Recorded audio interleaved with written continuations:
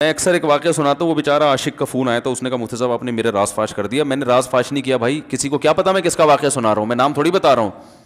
وہ جس عاشق کا واقعہ نا, اس نے کہا مفتی صاحب یار آپ نے میرے بارے میں سب کو بتا دیا. بھائی جان آپ کے بارے میں کس کو کیا پتا, میں کسی کا راز فاش نہیں کرتا. اب مجھے یہ لگا کہ بیان میں کھڑا ہو کر نہ بولے مفتی صاحب آپ نے میرا راز فاش کر دیا.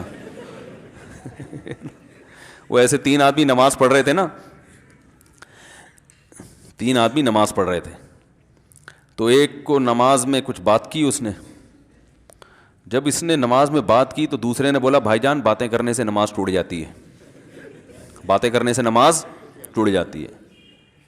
تو تیسرا بولتا ہے الحمدللہ میں نے بات نہیں کی. تو تینوں کی ٹوٹ گئی نا.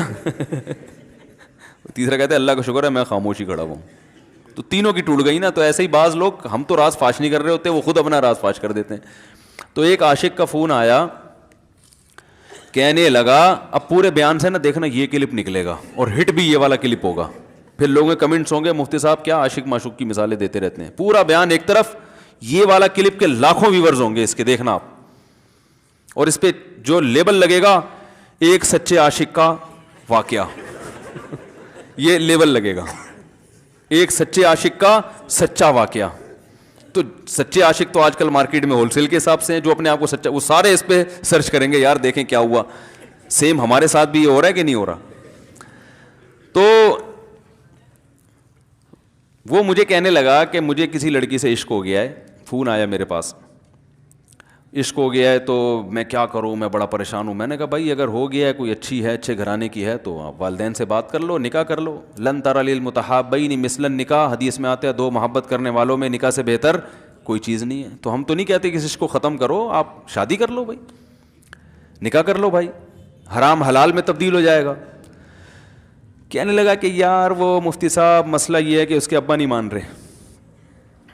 میں نے کہا ابا کو, پھر مجھے نہیں فون کرو, ابا کو فون کرو, جو میں اس کا ابا نہیں ہوں. تو پھر ابا کو فون کرو, اس کے یہی اپنی فریاد اس کے ابا کے سامنے رکھو. کہہ رہے یار بہت ٹرائی کر لی, بہت کوشش کر لی, اس کے پیرنٹس ماننے کے لیے تیار نہیں. تو میں نے کہا بھائی دیکھو جتنے حربے تھے آپ استعمال کر کے دیکھو ابا اماں کو سمجھانے کے. کہہ رہے نہیں مان رہے. میں نے کہا پھر چھوڑو اس کو, لعنت بھیجو. ایک چیز مقدر میں نہیں ہے, غلط طریقے سے حاصل کرنے کی کوشش مت کرو. شریف لوگ شریفوں کی طرح ہی کرتے ہیں نا. تمیز کا یہی ہے کہ ابا اماں سے بات کی جائے. میں نے کہا میں دعا کر لوں گا آپ کے لیے, آپ نے مجھے کچھ سمجھ کے فون کیا تو میں بھی دعا کرتا ہوں, اے اللہ اس کے لیے بہتر ہے تو مقدر فرما دے, ابا کو دل کو نرم کر دے. ابا کو چاہیے وہ جب خود